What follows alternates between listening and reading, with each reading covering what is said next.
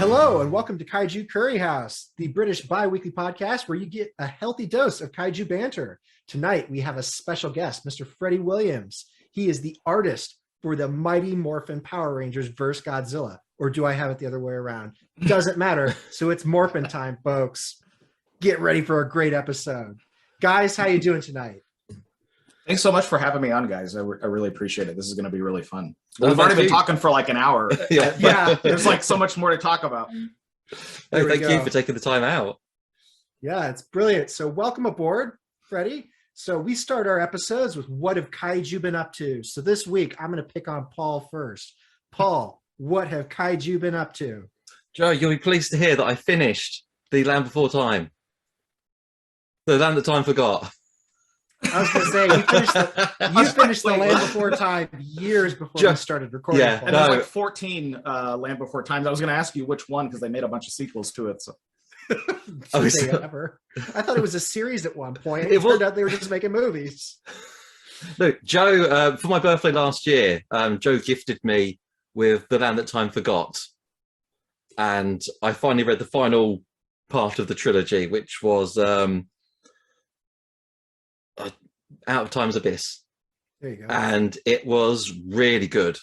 It was kind of like a horror almost, like a supernatural horror. It took a different turn from all the other stories, didn't it? I know. It's a wild ride, that one. It was so good. The Winglies, man, were you expecting that? They were mentioned in the other story. And then as soon as I had no idea what it was coming, and then they just said what they were, and I was like, oh, I'm going to find out all about them. Yes. Dude, I told you. It was so good. I told you it was so good. So, Freddie, yeah. Have you read The Land That Time Forgot? No, I've been watching all the Land Before Time sequels, and that's what I've been spending all my time on. I'm just joking. No, I have not read that. Although, did you say that the title of it is, what was it about the abyss? Out of Time's Abyss. So that's a great title. So Edgar Rice Burroughs, guy who wrote Tarzan. He's written a whole bunch of other stuff. John Carter of Mars, the Princess of Mars, that's him. And then he wrote a prehistoric adventures trilogy that started with The Land That Time Forgot. And then there's The People That Time Forgot. And then there's Out of Time's Abyss. And that's the Caspic, however you want to pronounce I say that. Caspic trilogy. Yeah, trilogy. It's great. It's got a U-boat in it, dinosaurs. And basically there's this river that goes through this island, and the farther up the river you go, the more evolved things get. And you reach a stage in the river where there are humans and you can keep going further. The third book is about what happens when they go further. Oh, great. So yeah. So for 1920s pulp fiction, it's awesome. Yeah. And they're short books, and they just have a lot to offer. So yeah, I'm surprised I haven't run across that. I had a collection of time travel books that I was reading, I don't know, like 15 years ago at this point or something. It was like a collection. I don't know. I was into that for a little while, and I can't really remember many of the titles right now because I'm kind of sleep deprived and it's files. I don't know. I wasn't prepared for that part, but it was. I'm surprised I didn't run across that. I have a good friend named Jerry Moon who does a lot of reading, and he was recommending me a bunch of books. And I wonder if he recommended me this, and then I thought, nah, that just sounds like some dinosaur thing. And then I walked, I want it to be like hardcore time travel. That's the thing I was into at the time, Okay, yes. There's no time travelers that they come across an island, and So the first two books in the trilogy are dinosaurs and what's on the island really, but the third one just goes a completely different direction, and it just says what's the next stage of human evolution, and it's not pretty. It's a scary evolution. Yeah. So what Edgar Rice Burroughs does is he spins a great yarn, but they are adventure. So they grab you. They are awesome. And what's really funny is the guy started out his working career selling pencils. I think that's the best story ever. So he started selling pencils, and then he just moved on to writing, and he just became this amazing prolific author. So yeah, I gave Paul some Edgar Rice Burroughs books, and glad to say he liked him. So this is cool. Have you finally opened that picture book I got you? Well, I'm now going to now that's out the way. I'm going to start on the Aliens book you got me, which isn't just pictures, Joe. There's lots of writing in it as well. But yeah, there will be artwork from the films and posters from the films and interviews with the cast and stuff. So Yes, I will get on that. And I saw the Jurassic Park Dominion trailer, That the dropped new one. today. That looks amazing, absolutely amazing.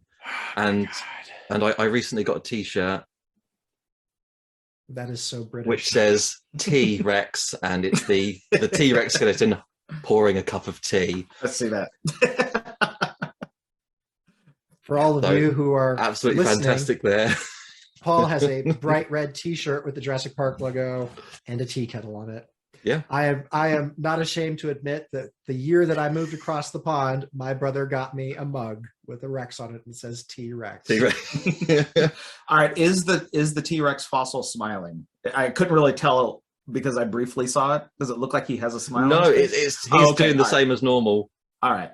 Well, that's a shame. It's the job. They missed an opportunity. They've literally just added a teapot, right, to the they logo. They could have given a monocle. I mean, like, you know, that British that would have monocle, great. Does it? Yeah. Oh Lord. All right. So, Paul, thank you. We've got you covered. It is now your turn to pick on somebody. Yeah. So, Freddie, what have Kaiju been up to? A lot of drawing. A lot of drawing. Okay. Yeah, it's can't imagine that in your profession, really. We've kind of like the time schedule that I fell into with this was that we had a lot of lead time, but then I think that lead time led everyone into a false sense of security. So now it kind of like to make up. It felt like, well, we've got so much time, nothing's in a rush. And then once we realized, oh, wait, actually that stuff needs to be done pretty quickly. Now we're really rushing. So that in combination with, so right now I'm the artist on Godzilla versus Power Rangers, and we're working on, I'm about halfway through issue 2. Issue 1 comes out in March or April. So it's still a couple months away, a month and a half, 2 months away. But it's a 5-issue miniseries, so it's a lot of drawing because there's a lot that's happening in that, and then I've also got some other artistic commitments that stuff that hasn't been announced yet, like smaller stuff that's on the side. But trying to coordinate all that stuff has been a logistical challenge. So usually the first thing to go is sleep. That goes away, and then your numbness of the hands, right? Usually it's numbness to the feet because I sit with my feet tucked underneath me all the time. So then it's like it's time to jump up to get something, and I'm like stumbling through the house.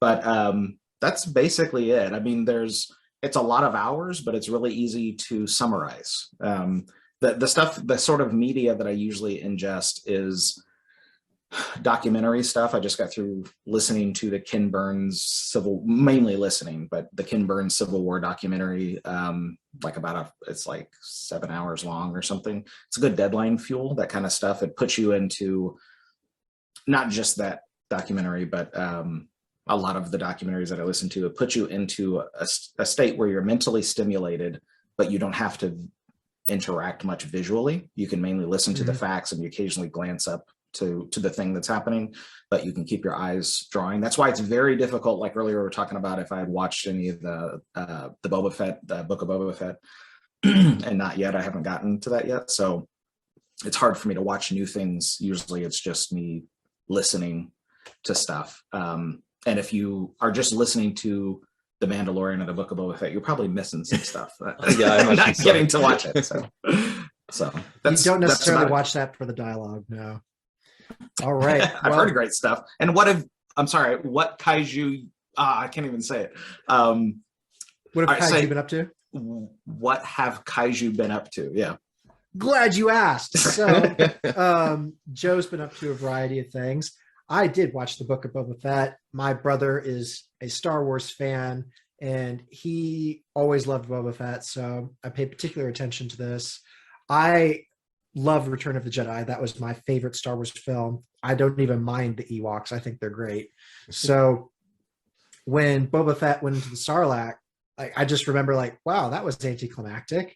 And my brother, he never really said it, but I can sense that he kind of felt robbed that it was just that easy because this legendary bounty hunter just had it. And then, of course, you read the books later on, as like 13 or 14-year-old, and you're like, oh, yeah, he did get out of the Sarlacc. Fair enough. Spoilers for those of you who haven't been reading or understanding Star Wars for like the last 20 years. But I didn't know he got out of it actually until I saw it on the show. Yeah, well, he does. Anyway, the show's great. I'm not going to spoil it. Let's just say the final episode, even though it is heavily foreshadowed, is very topical to this podcast. We will cover it at a later date, I'm sure.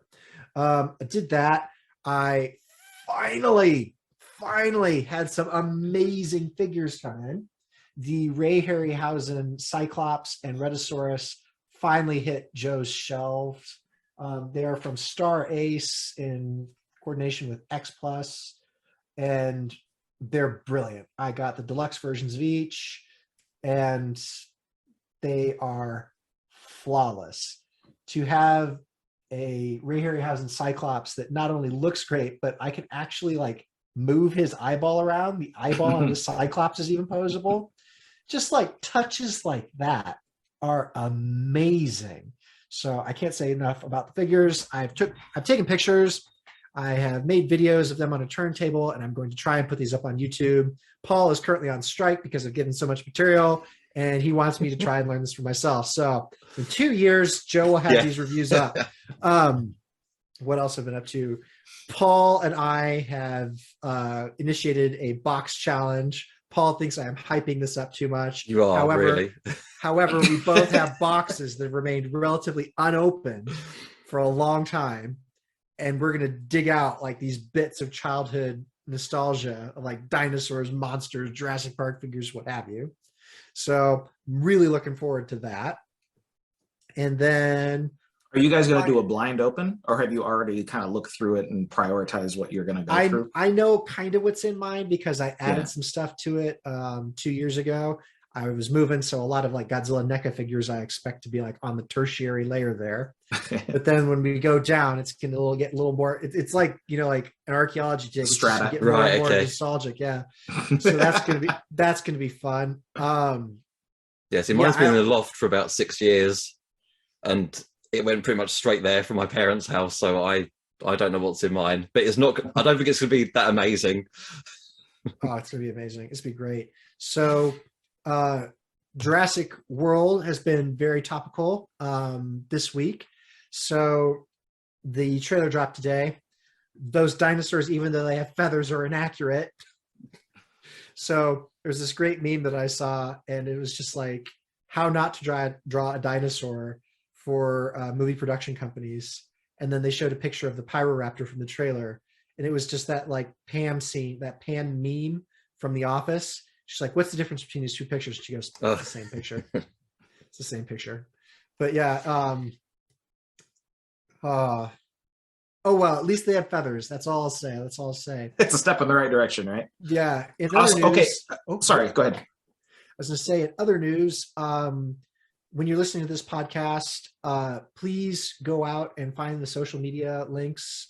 This will probably still be topical by the time this episode drops. But Andy's Dinosaur Reviews and Collect Jurassic, go and find them, like them, subscribe them. Both of those accounts are lovely. They provide wonderful, detailed, thorough reviews with images, photographs of all the dinosaur collectibles from Jurassic Park. And in case of Andy's Dinosaur Reviews, just any dinosaur review in general. They're great. Unfortunately, the toy producer Mattell went after them for reviewing unreleased, quote unquote, or spoiler heavy, quote unquote, toys that might not be widely like understood to be released. However, they bought them from Target, so they had their accounts taken down and they've had to restart accounts. But please, like, go and like them, subscribe to them. They are great pillars in like the dinosaur and general monster merch community, because they're quite wholesome, and to see that happen in our community, it's not cool. So get them right back up there. That's me off of my preaching post now. Please, Freddie, go ahead. Okay. Kiki and I, Kiki's my wife, that we have watched a few of the a few episodes of Power Rangers, like mainly from the first season, and then also it's the best season. And it's and then also I was just trying to rack my brain to think of the actual name of it, but the one it's a Godzilla film where it's Planet X, and I can't remember the exact name of the movie. Godzilla versus Monster Zero. Okay, yeah, the one he has where Ghidorah, the three-headed monster one. Yeah, and they're taken to Planet X, like the. Okay, all right. So yeah, okay. We just recently watched that. I mean, when I say recently, I mean about a month ago or something like that. But the Power Rangers ones, I've been watching like a YouTube playlist as well. So, and I just wanted to point out how the craftsmanship, like the amount of work that is put into the miniatures, how detailed the miniatures, and I don't know if they're called miniatures or if they're called bigatures. Bigatures, maybe something different. Is so it's so awesome to look at. Like that is actually having it on in the background. It is, and I'm not saying it's completely lost or anything, but it's just with the shifting to CG, which I'm not even villainizing. There's practical good reasons to use CG and stuff, and that's a whole other art form in and of itself. But seeing this other art form of using miniatures and the way that it's shot and stuff like that is, I don't know, it just gave me a lot of appreciation for it, because it's been a while since I've really looked at that stuff. So to look at it now, because it's much more relevant to the stuff that I'm drawing and putting my head into that space. And it's like, you know, some of this stuff was from literally before I was born, and it's pretty sophisticated for what they had at the time, like compositing shots and all this stuff. It was really great. I'm happy that I'm getting to see it now through a different lens, because I saw a lot of these movies when I was much younger, and it was, of course, you can't not the same level of way. appreciation. Yeah. I always feel sorry for the amount of effort they put into those miniatures to then be destroyed, which I never thought about as a kid, but now it's like, wow. All right, so this is a tidbit of knowledge. In the original Gojira, 1954, they even had furniture on the inside. So when the buildings crumbled, you'd see like a couch. You'd see furniture and stuff. Someone meticulously put that furniture in.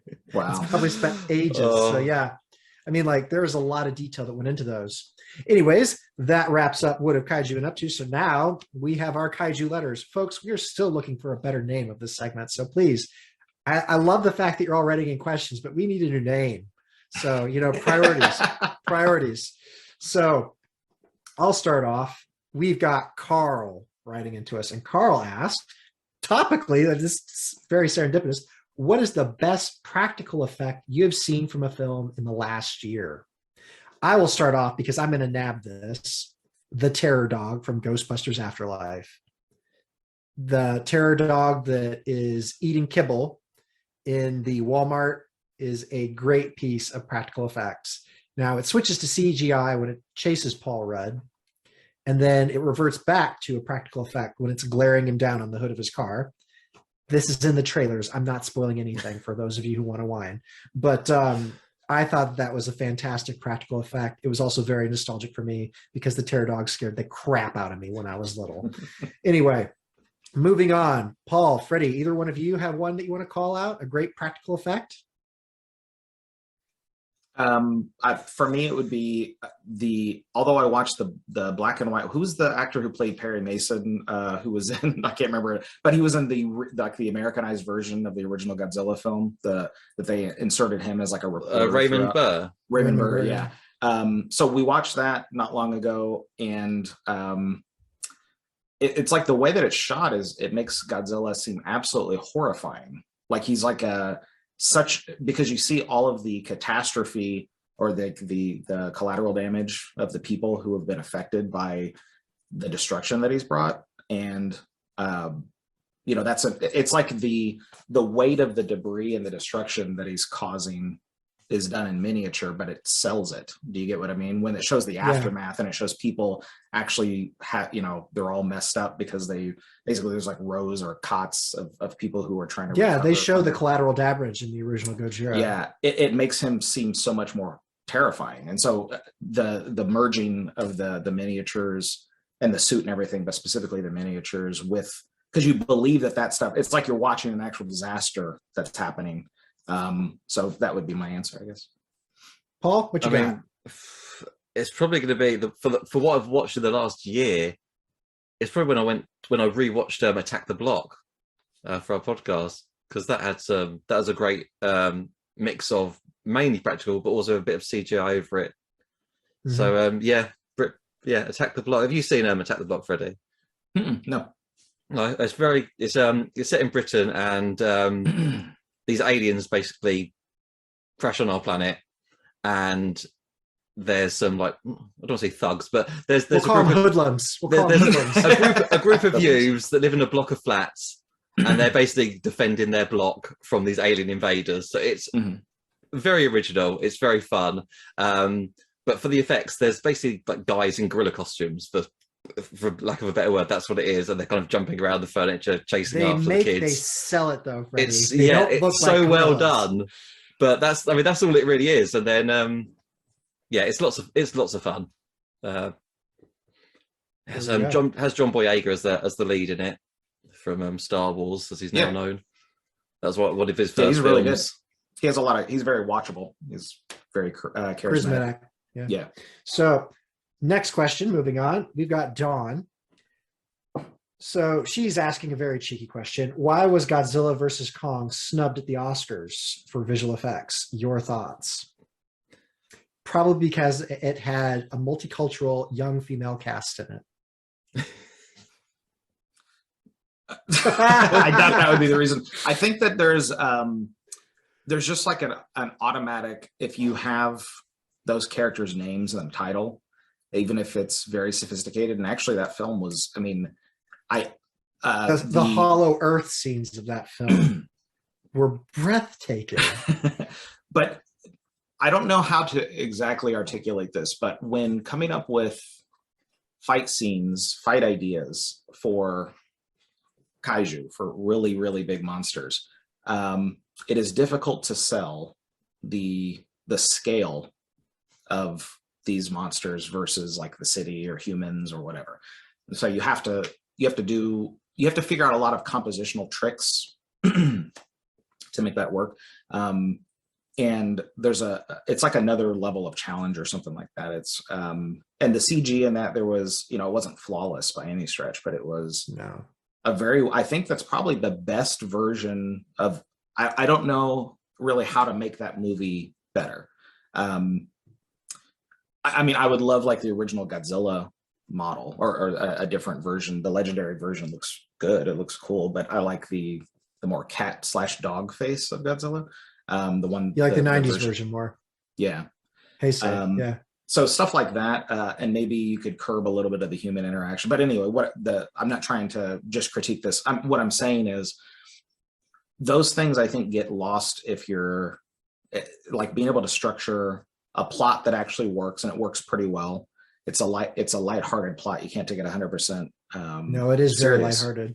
Yeah, but it's solid though. I mean, it's got that rewatchability. That's the thing.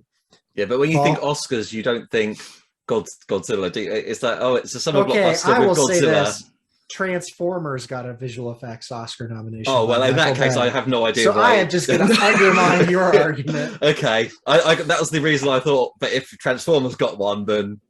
All right, that was a cheeky ask. We know that. Okay, but there we go. So moving on to the final question that I have written in. So Blake is asking, are you planning another UK convention? Blake, yes, we are. We have the feelers out. We actually have lined up opportunities for merch. We have art. We have celebrities that are willing to come across. The thing is we need to know that it's safe. And until everything's removed and people can comfortably go back into being in rooms with one another en masse, we are a little bit leery. So we're just waiting for that time. But as soon as we have that, we will totally tell you. Anyways, moving on. Paul, you had another question. The questions I've got are all directed for Freddie. So, ooh, sweet. Did you? We'll just move on to the interview then. So, Freddie, now is your time to shine, good sir. We're going to ask you a load of questions. Okay, great. Right, yeah, Freddie. So, I had a few questions. I mean, I've got some myself. I'm sure Joe's got some. Oh yeah. But we'll go with the listener questions first. So, I don't know how involved you were with this project, but do you know how it actually came about, the whole idea? No, I don't. Oftentimes, I can tell you, someone was just bored. They like, the Power Rangers fight monsters. Godzilla's a monster. We have both properties. All right, so I don't actually know the real answer. But it doesn't this feel like a crossover that should have happened? Well, like, that's it. It feels like Yeah. quite natural when you think about it. So why is it taking this long? And Megazord is essentially Mecha Godzilla anyway. I mean, like, that's what he is. Yeah, but it's so for my interaction, because I can only tell you from my perspective, because I was not told like the behind the scenes stuff, and it usually isn't like this. Like I've drawn like a lot of crossovers. I drew Batman, Ninja Turtles, He-Man, ThunderCats, Injustice versus Masters of the Universe, and now Godzilla versus Power Rangers. And I mean, my assumption is that there's a long period of negotiating ahead of time to discuss specifics on how long it would be, if it's viable, are there additional volumes or sequels, and if there's a cap to that, all that kind of stuff. Yeah. It's also discussed who would do the actual publication and all that, but I'm not privy to any of that stuff. For me, for Godzilla versus Power Rangers, I had gone to, so right before Godzilla versus Power Rangers, I had done a convention at Granite. It's Granite Con in New Hampshire. It's mainly a Ninja Turtles centered convention. I only did 2 conventions last year, 2021, and that was one of them. It was like in late September, and on the flight home, I didn't know it, but I had just received 2 emails almost back to back. One was offering me to draw a Transformers project, and one was offering for me to draw the Godzilla versus Power Rangers project. And talk about a hard decision, because I want to draw both. I can't completely give up sleep, but I wish I could just to draw these both. But so after we all talked, these were different editors that had offered me the jobs. We decided, hey, let's give it a shot with the Godzilla versus Power Rangers. And that was, let me see, maybe early October 4th, something, 3rd or 4th, something like that. So, and what I had heard was that Toho had seen, I had drawn a Godzilla. So this was a commission. I drew a commission of Godzilla versus He-Man and Lion-O. And I'll send you this commission. Awesome. So you can put it up on screen. And I guess somebody from Toho, and I don't know who, but whoever it is, thank you, saw that and said that they liked the level of like scale of destruction and sort of like how scary or intimidating Godzilla looked in it. So they asked IDW if I was an artist that they had worked for, and I've done a ton of stuff for them, mainly covers and stuff, but I also did the Batman Ninja Turtles crossover. So anyway, that's how I got brought up and stuff. That there's a lot of stuff that would have happened, basically they would have already had to have come to an agreement by that point, Toho, Boom Studios, and IDW. So 3 big companies, which is a miracle that an agreement was reached, because big companies with big IPs like that, it's a lot of discussions, that are involved. So in any case, that's as much as I know. And as soon as I started working on it, it was like I'm getting to draw every type of cool thing all at once in one series, because I'm getting to draw cool martial arts stuff, cool robot stuff, cool big action, cool collateral damage and kaiju. I love the aesthetics of a lot of like the 1960s high-tech futuristic stuff that now looks kind of dated, but I love that stuff. I love the look of the ray guns and the technology of some of the spaceships and stuff. So anyway, that's a rambling answer, but the best way I can try to answer. There you go, yeah, awesome. And I'm guessing this might be something you can't talk about, but the title is Godzilla versus Power Rangers. Mm-hmm. One of the listeners, Tom, was saying in Godzilla King of the Monsters, when he's kind of beaten, Mothra sacrifices herself to power him up. Are there going to be any other Toho kaiju that might be able to support Godzilla in this battle? There are some other. It's not just Godzilla who shows up. There's more from the Toho universe or the their Monsterverse. So yeah. Oh, that's very cool. Yes. That's legit. Hopefully they're not just the same big 3. There we go. The favorites. And no comment. So you said obviously you just said that you were torn between obviously Transformers and Godzilla. So what was kind of your dream mashup if you could cross over the two different universes? Oh, to bring Transformers into this? Well, no, to bring anything. I mean, would you like to do Godzilla versus Transformers or Kong versus Cloverfield, or what would you love to do? Kong versus Cloverfield. That's funny. I don't know.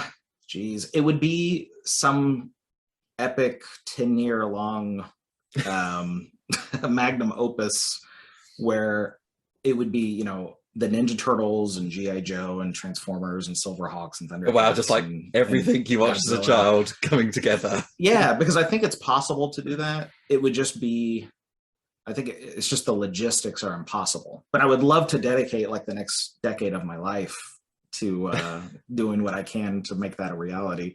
When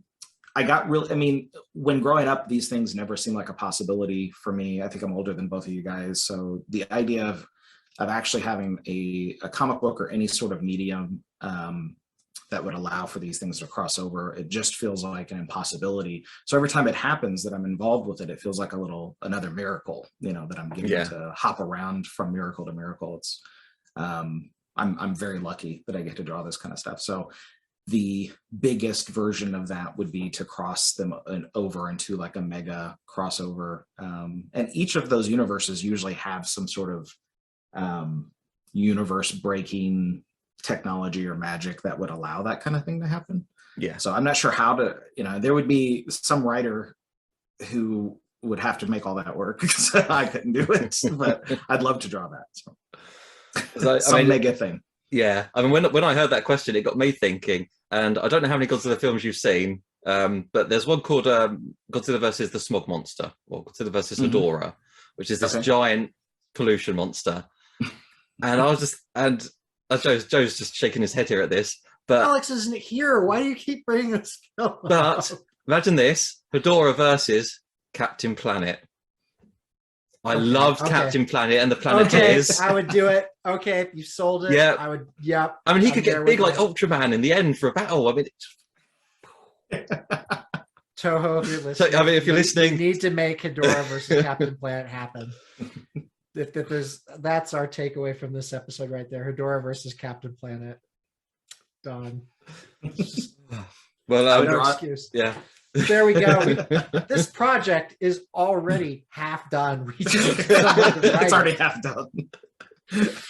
There we go. So they're the list of questions I have. I don't know. Do you want to shoot some? I can shoot some, or do you want to take a break? I have some questions. So you've previously mentioned that you've been watching Godzilla films for this project. What's been your biggest influence so far? It's actually been the emotional, what I felt of watching the Americanized version of the first Godzilla film with Raymond Burr in it and stuff. I mean, his parts are essentially unnecessary, but what I'm getting at is that the somberness of that, that's like a baseline foundation as far as an inspiration, that I want it to feel dangerous and ominous and stuff.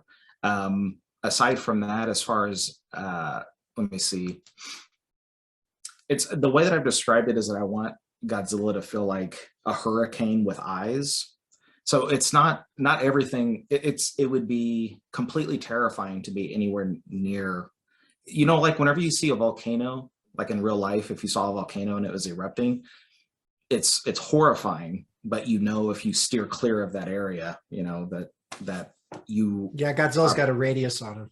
He's got a radius, and he's moving, and his motivations might be inscrutable to you. So he's got thoughts going on, and you hope he never sees you. Like you would be like, oh my God, he just looked right at me. That would be the most terrifying thing. So anyway, the planet. Okay, so oh my God, I'm drawing a blank on. Sorry, but Ultraman. What's that? I was to say, if you're talking about the one where he goes to the planet, that's Monster Zero. Yes, yeah. You got the nerds here to help back you up. So don't worry about it. But what I was going to say is, so that to me, like whenever I was watching that with Kiki about a month or so ago, I found myself very charmed by that, and it was taking itself quite seriously as far as the tone and the acting performances of the characters and stuff. and that's probably, you know, where it's not trying to be completely realistic, but the characters themselves are taking it seriously. Well, I'm drawing the characters as if they take it seriously, if that makes sense. Yeah. Whenever I was watching the Ultraman thing, I think we watched that right around Thanksgiving. The tail slide that the Godzilla you're does. talking about Godzilla versus Megalon. Oh, Megalon, yeah. That's Jaguar. Oh yeah, okay. The theme song just popped into my mind. Yeah, because he just has like a circuit, like an adaptation circuit, and it just allows him to grow big because it will help his survival or whatever it is. Yeah, sure, why not? Yeah, Jet Jaguar's a fan favorite. So if you've read the previous IDW ones, Rulers of Earth that Matt Frank did, Matt's a huge fan of Jet Jaguar, and he had definitely had some creative influence here. But at one point, he flies into a monster. And then he goes big, and that's how the monster is defeated. Oh, geez. It's icky, but it's effective. Right. It's that whole Ant-Man Thanos thing that evolved later on. Oh, sure. Yeah. But yeah. Yeah, my good friend named Pat was telling me about the Ant-Man Thanos thing, and it's like because I was totally outside of I'm for the most part outside of meme culture. I don't really pay much attention to it because it's hard to actually devote my eyes to it. I have to be drawing. And so he was trying to explain it to me in a way that he was laughing his head off, and I was just going like, okay, because you have to be there. You have to actually be on the journey with the memes for it to make sense or to be really funny. So anyway, but what I was going to say is with Jet Jaguar, that movie is hilarious. I love it. Is but it? That's the no, it is to me. They're definitely funny moments. But like that to me was that's the antithesis of what it is that I'm wanting to do. It's fun and it's cute, but I'm wanting to steer clear of that. Like there's a little bit of a cheekiness as far as the tone of the world, the physics of the world. But everybody I'm talking about in Godzilla versus Power Rangers, there's a bit of a cheekiness where it's not 100% real, but the characters feel like it's real and they feel like there's big stakes in it. So that's the best I can describe it, I guess. I feel like I want to ask you this now, based on what you've described. You want to go for that serious tone. You want Godzilla to be a force of nature. Have you clocked eyes on Godzilla 1985? No, I don't think so. Not unless it was when I was a lot younger. But there are fans that are going to be listening to what you just said. It's just like, oh, he needs to watch that film. Mm-hmm. So Godzilla 1985 is essentially a remake of the original. Raymond Burr even came back for it. Mm-hmm. It's meant to skip over every hokey thing they did in the 60s and 70s. Okay. And then it is like, he is a death mountain of evil and there's no stopping him. And it's really good because they made him badass. Yeah. Basically, the way that they have to stop him is they have to lure him to a volcano. Mm-hmm. He gets caught in the eruption and gets locked in. And even then, the scientists are like, it's not going to kill him. Mm-hmm. He's going to be back. Mm-hmm. It's just like, oh. Yeah, that sounds very ominous. It is dark. It is so dark. It is right up your street for this characterization you're doing. Yeah. And I think you can get it on Blu-ray in the United States for a whopping $10. So I heartily recommend that. It was done at the height of the Cold War too. So there's a lot of great undertones. Undertones there. But go for that one. But I feel like just like what you're saying, that's the film you're looking for in Godzilla's. Cool. Yeah, I'll have to check it out. Toho had given me a whole bunch of reference material of like 3 different. No, in a good way. In a good way. I know. It's just like, let's see. It's going to be one with Mothra, one with Ghidorah, one with Mechagodzilla. Oh no. I mean, real extensive series of JPEGs, some of which were behind the scenes stuff from a long time ago. That's all public, I'm sure. But like there was 3 different versions. Basically, it's like a style guide where I could choose of these 3 versions, and each of them had a name, but I just don't know them off the top of my head. But basically I could choose which one that I wanted to draw. And then there was like another version. They were like, steer clear as far as you can from this other version. I'm not going to name it because so that's where I'm drawing. I have like an extensive reference folder that I'm looking at reference for this version of Godzilla at all times. That's the main place that I'm getting the visual continuity from. Okay, yeah, that's it, because there's so many different Godzilla suits they've had. I was wondering how they, you know, how much creative freedom you're kind of allowed with that license. Yeah. And a moment ago I misspoke. What I meant was there's small iterations, small differences in some of these versions that if, you know, it would be easy to accidentally draw the wrong version of the body type or the wrong version. There's like a series of circular, almost like scales. Like that's true, but like the way that they move, but also just when you're drawing something like an arm is like a series, like a softball shape, and then two cylinders that get big. So when thinking of Godzilla's face, I can picture the shape in my brain, and then there's like a series of oval shapes. Facial musculature. Yeah, it's like oval, and then there's another one. I mean, in my mind, it makes sense, but I just probably look crazy. Like, and then even the direction of the way that the lips curl around the nose, like all that stuff is really important. And so that's what I want to make sure I don't get wrong. That was that was the main thing. So I did a lot of preparatory sketches and stuff like that to make sure, and then got feedback from Toho to make sure that I was on the right path, and then, you know, course corrected on some of this from some of the sketches. And I just want to make sure I'm you know, hitting the mark. So. There we go. And with that, we will take our first break, ladies and gentlemen. Stay tuned and come back for part 2. Hello and welcome back to part 2 of Kaiju Curry House. It's me, myself, Paul, Smokey Joe, and Freddie Williams talking about Godzilla versus Power Rangers. So, Freddie, I don't know if you watched Power Rangers and Godzilla as a child. I'm guessing you've had to watch a lot of them recently. Have you? Okay, sorry. Carry on. What are you going to say? Okay, so I'm interrupting your question. I apologize for that, but because I just wanted to describe my experience, my early experiences with both of those properties. So with Godzilla, I remember watching late night reruns, just whatever was on TV, and Godzilla would be on there. And it was usually whenever I was sick and had like a fever where I'd be up late because you can't really sleep and you're kind of in and out of consciousness and stuff. And so there was something about the surreal nature of what I was experiencing because I'm half asleep and I'm kind of sick, and watching the movie that made Godzilla seem more ominous and frightening because it lended itself to make, you know, the dreamlike logic made it feel more real because I was half feverish or whatever it was. Also, there was I'm not, you know, like my family aren't particularly close, you know, but there was this one time where like me, my sister, and my mom went over to my aunt's house, and then all her kids were there. She had like 4 kids, and all of us together. This is so unusual for us to all get together as a big family, and there was a Godzilla film on, and and it was like with all these commercial breaks, or maybe there was multiple Godzilla movies back to back, or both. I can't remember, but you know, when there's a lot of commercial breaks because it's network television, it makes the movie last like 10 hours. It's like it's playing all day. Yeah. And like we ordered pizza and we were just, you know, having a good time. It was like one of the few, you know, really good family experiences that I have in my history, and so I associate Godzilla with both being terrifying and then also with this really pleasant family experience.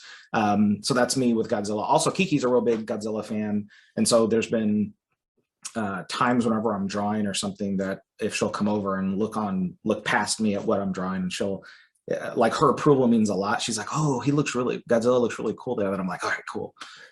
Because Kiki would tell me if it didn't look good. She'd be like, is Kiki here right now? I feel like we need to she's in a different room. She's been making herself, she's actually working on making some face masks for some friends of ours. So she's in a different part of the house upstairs. So it will be fun to call her in. Kiki is an awesome person. She's my best friend and stuff, but she is so shy with interviews and with being on video and stuff. I know the type. Yeah, she is not into that at all. Yeah. So you know what I'm talking about. Then she would be like, hi, and you see like this much of her hand as she's walking out there.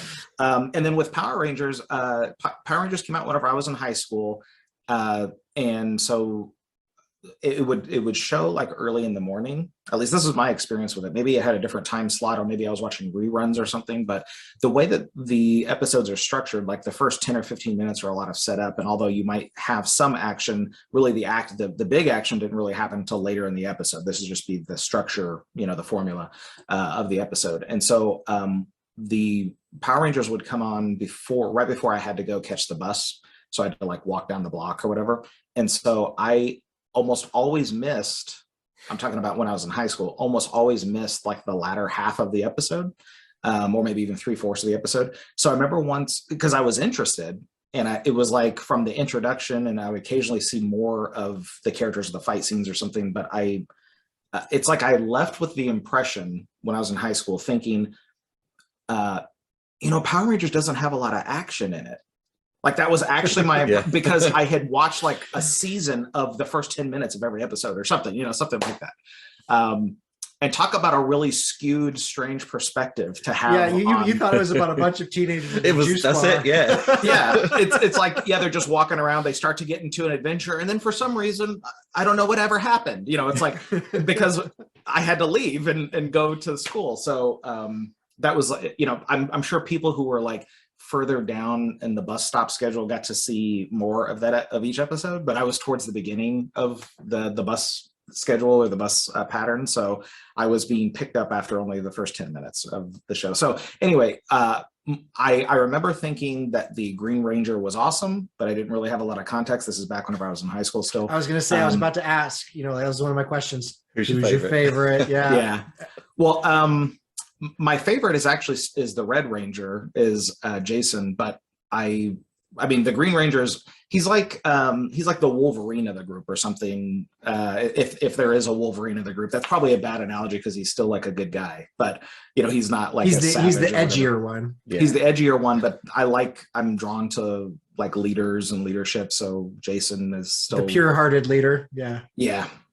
For D&D folks out there, Jason would be like a paladin. Yeah. Lawful good all the way. Yep, lawful good.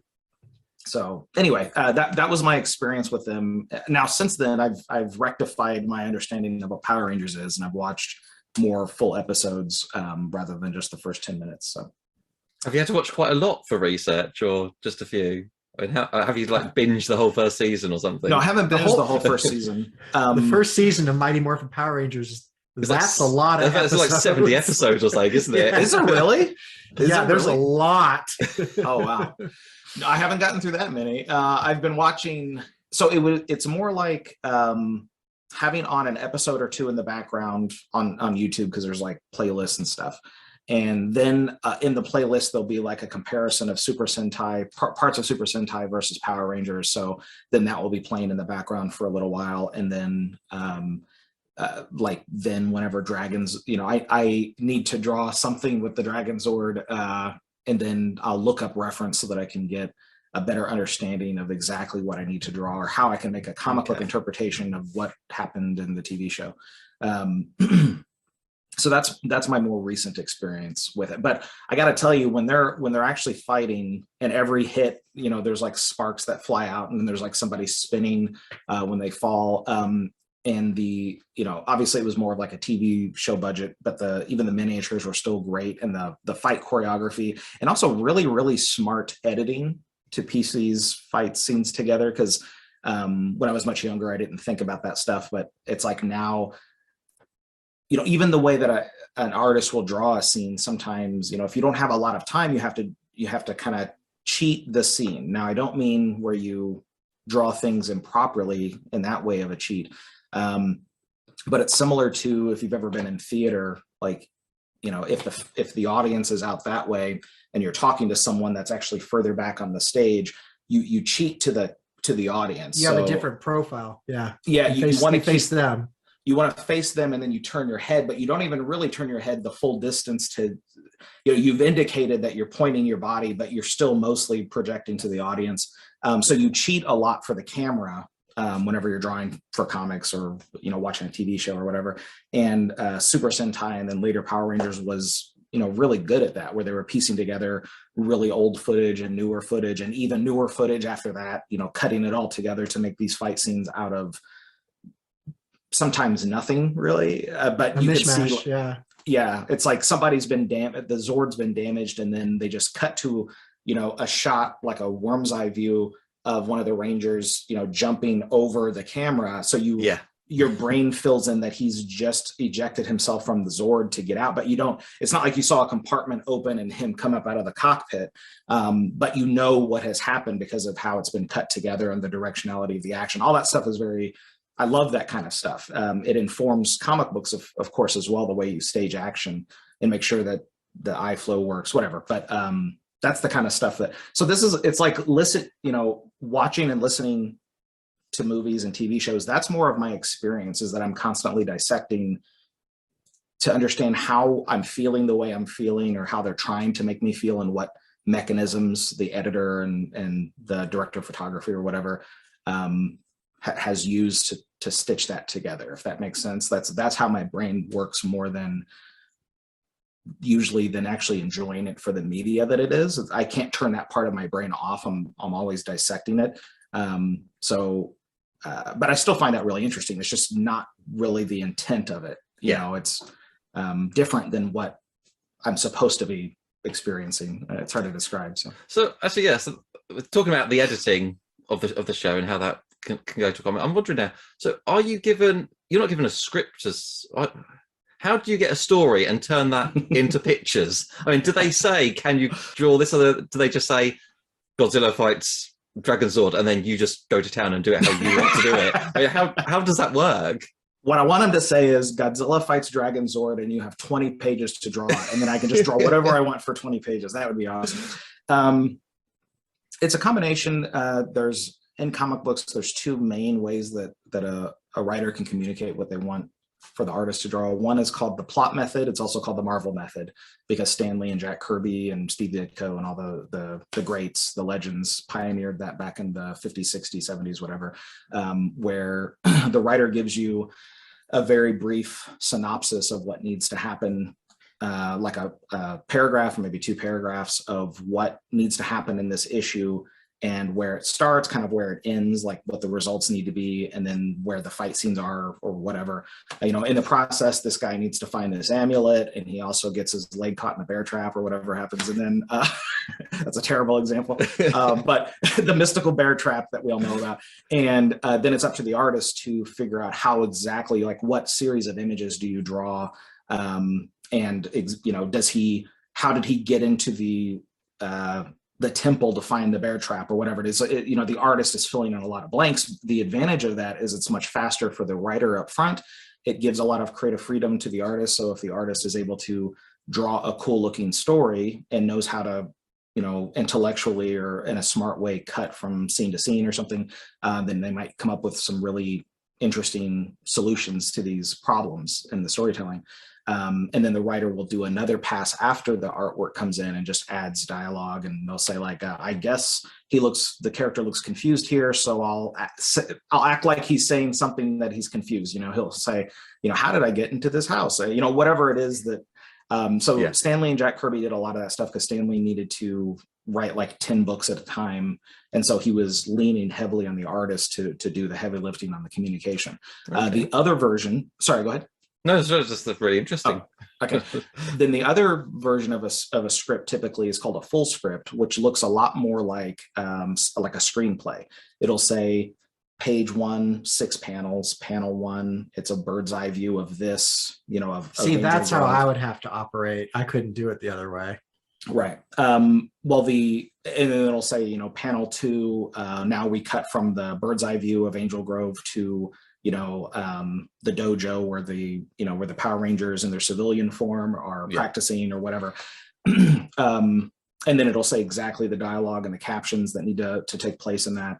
And those are the two main versions. That the way that I prefer to work, and it depends on the dynamic between you and the writer, is kind of a combination of those, where the writer will give me as much information as they want to give me. So they'll give me a full script if that's what they prefer. But with the freedom that if I have an idea of how I can combine shots together, or if I feel like something needs to be added where I can add the pacing, like to draw it out a little bit more for suspense or something, that the writer and so far every writer I've worked with has been open to this type of stuff, will be accepting of those types of changes, because I'm not changing the story, I'm just changing the pacing. Like an example sometimes I've used is back whenever I was drawing, Robin, Batman's sidekick, is like there was a panel that was written or a series of panels where Robin throws a grenade and then he needs to shield himself from the explosion because he blew open a door or something like that. And, you could potentially draw like a close-up of his hand holding the grenade or this whatever exploding pellets or something. Then draw like a close-up of his whole body throwing it, and then draw them landing in the doorway, and then an explosion, and then another panel of him covering his face with his cape or something. Or you can communicate. So that would be like maybe a whole page that you have to fill up to just tell that very subtle, small story or that action. But what I would probably prefer is I could communicate most of that in like one large image. So there would be a large image that he has already thrown, like his hand is in a position. He's doing like a spin move and going back with his cape. And with his cape up.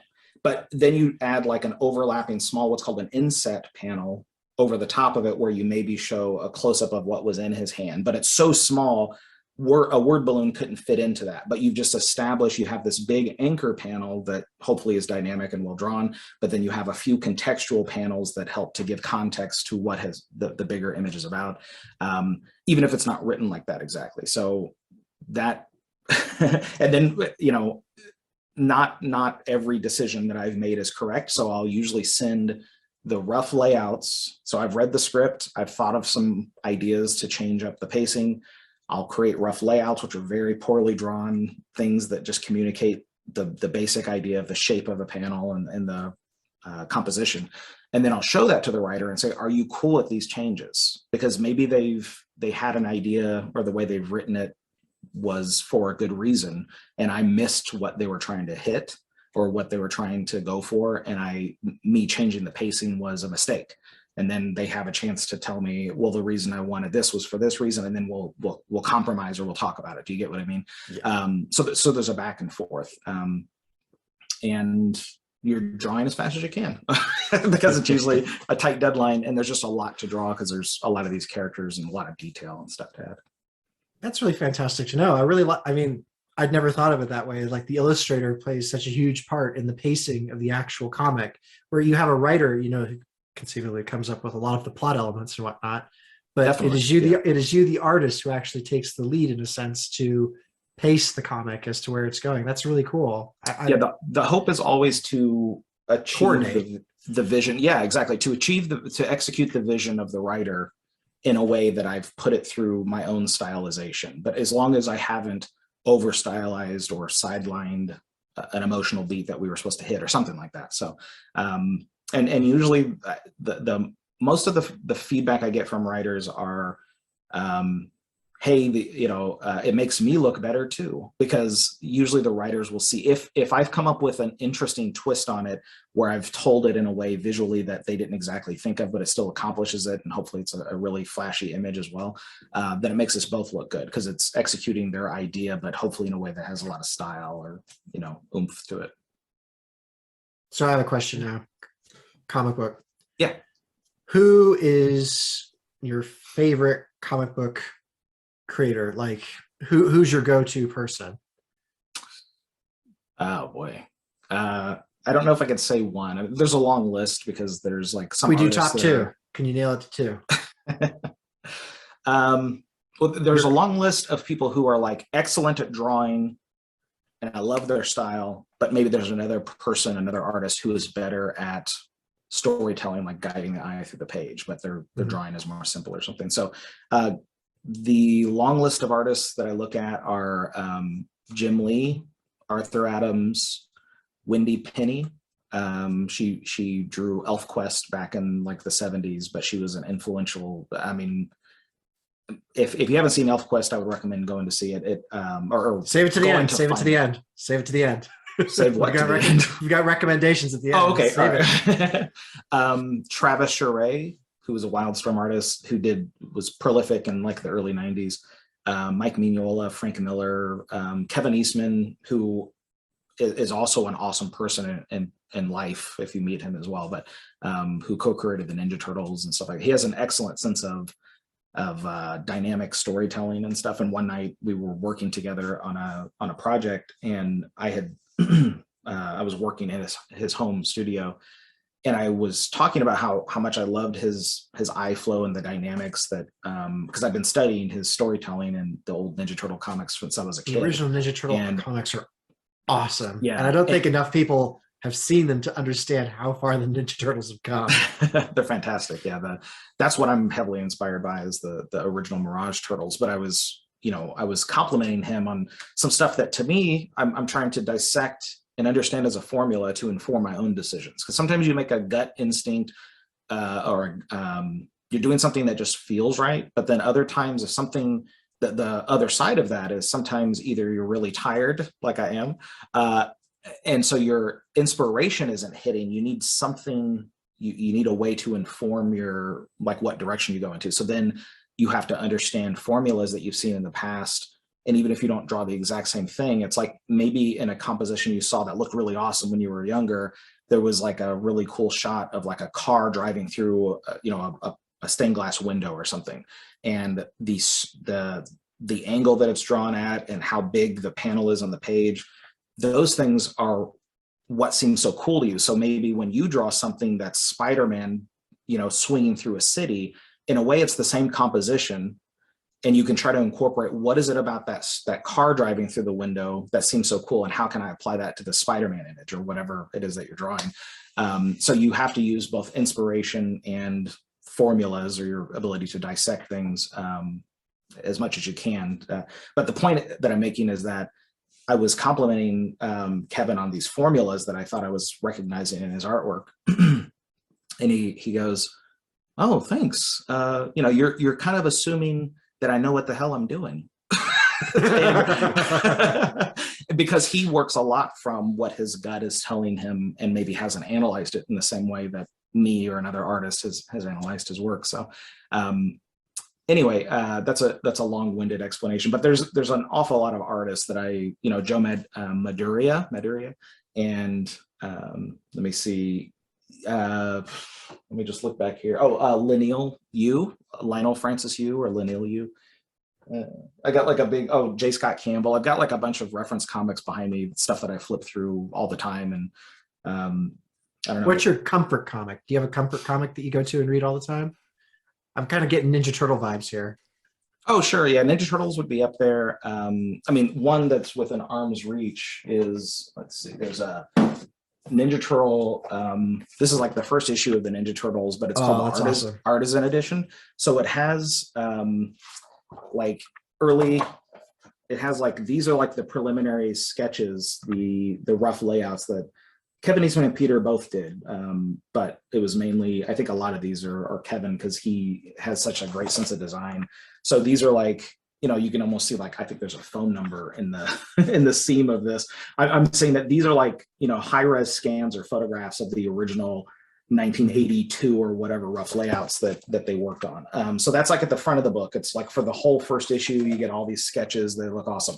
And then when you flip and you get to the middle section of the book, it's the whole comic again, but it's their black and white contour line inking of the whole comic book. So now you see it with all the word balloons, and it's like good high res scans of that stuff.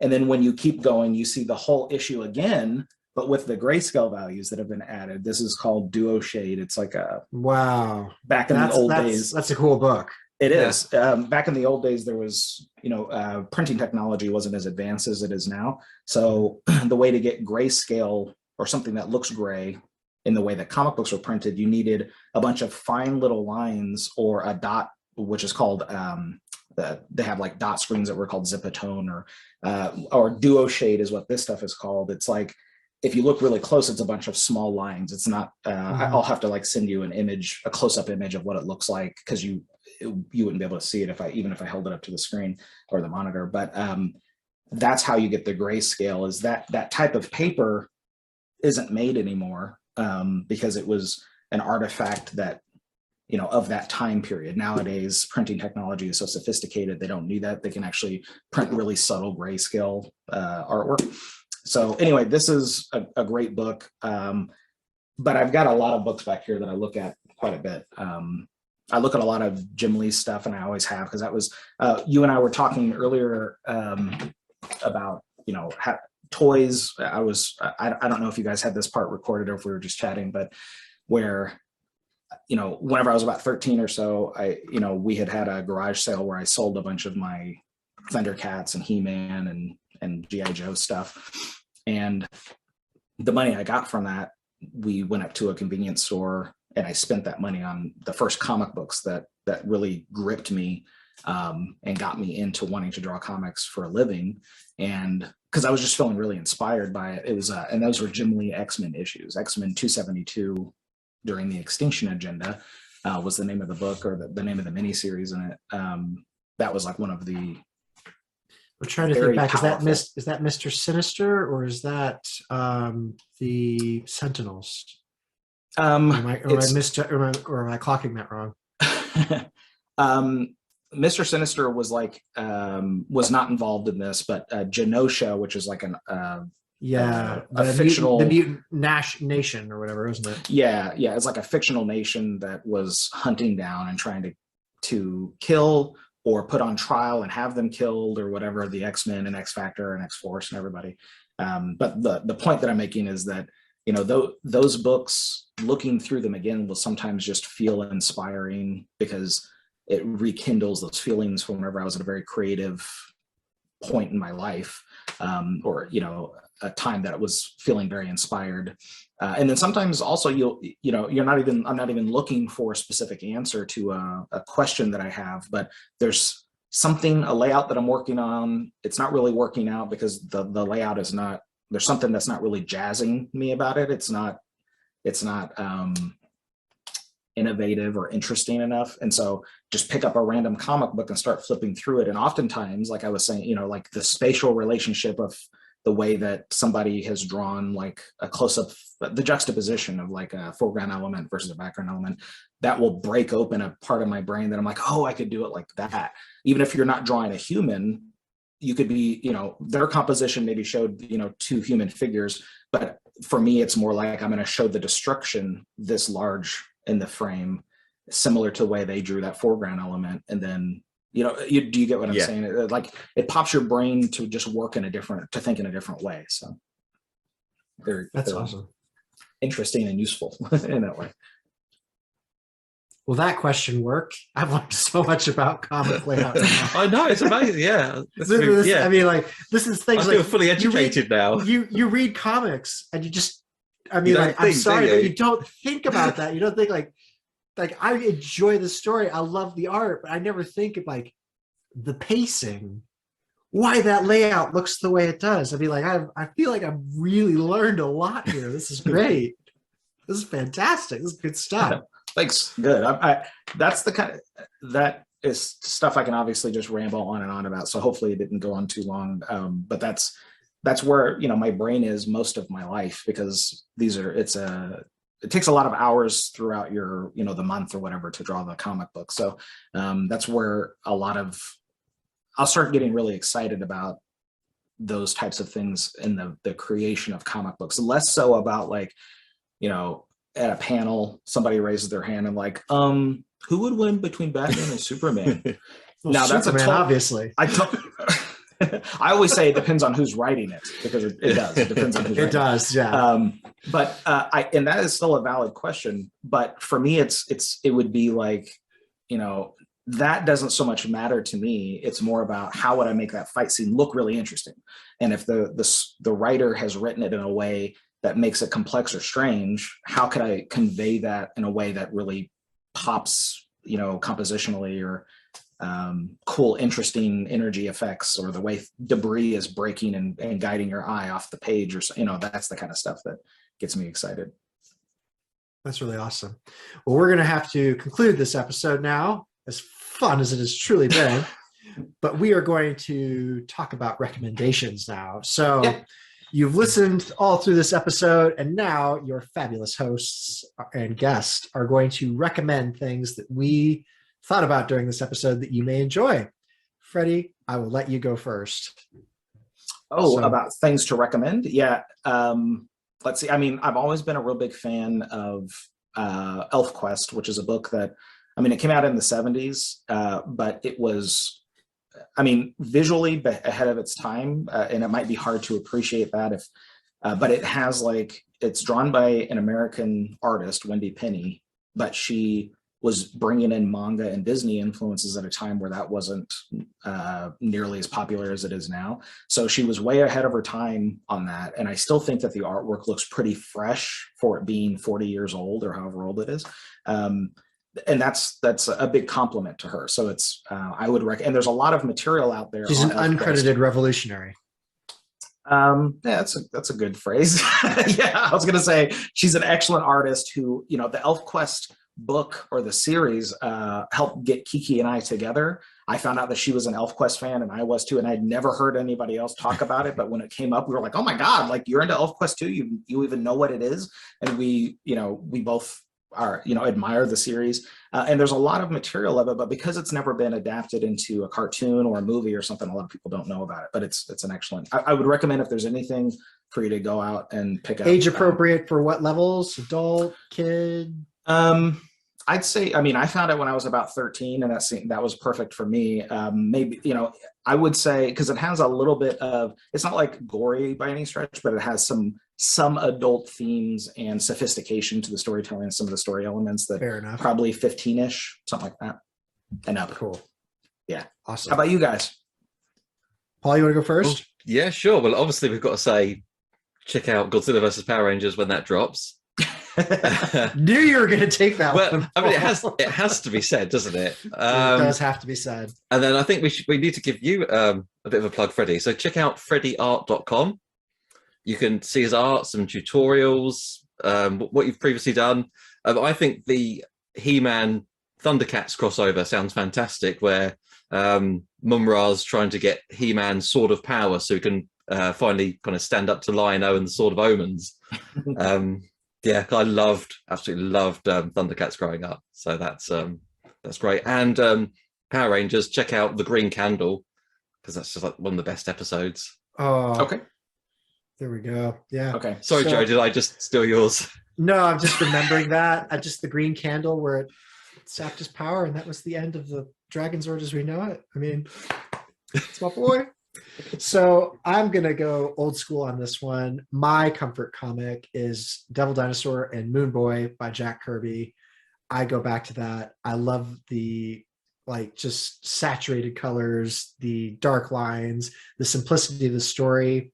It's very Edgar Rice Burroughs in a way, actually.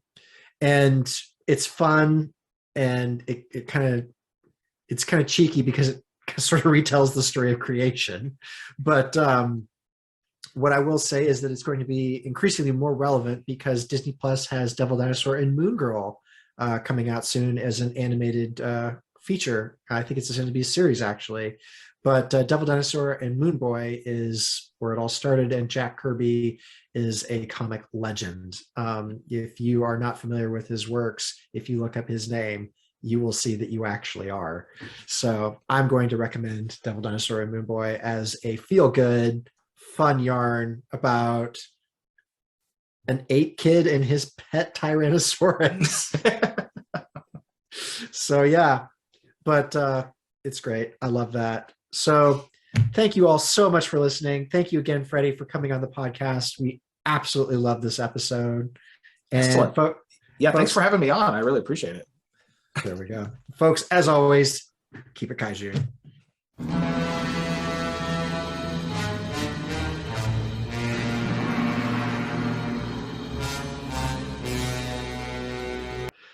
I got hung up with Titanosaurus.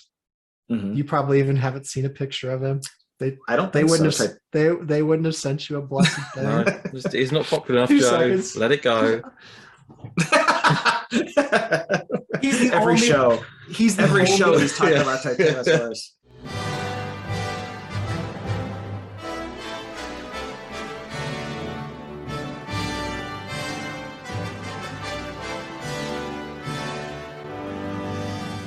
but yeah, I'm from Kansas. And did you say no that you're way? You never find people from Kansas over here.